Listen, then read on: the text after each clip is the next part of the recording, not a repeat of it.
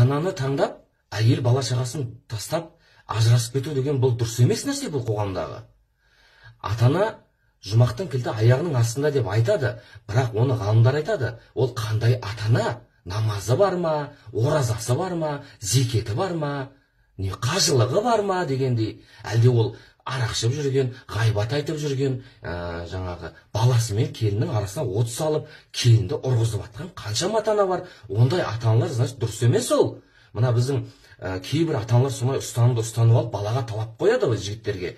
Сен мені таңда, болмаса әйелің таңда деген. Бұл өте біздің білімсіз, сауатсыз адамдардың несі негізінде. Ешқандай дінде жазылып тұрған жоқ. Ата-ананы таңдап, әйел бала шағаңды қаңғытып жібер деген нәрсе жоқ бізде. Ол дін, ислам шариғаттан хабары бар ата-ана болса, онда жарайды.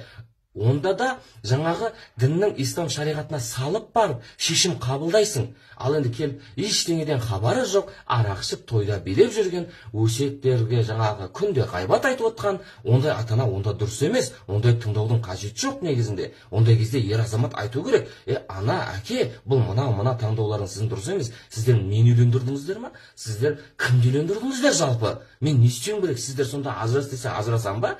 Бала шағамды тастап кетем ба деп ер азамат сөйлеу керек. Сол кезде ғана мына қоғамда ажырасу аз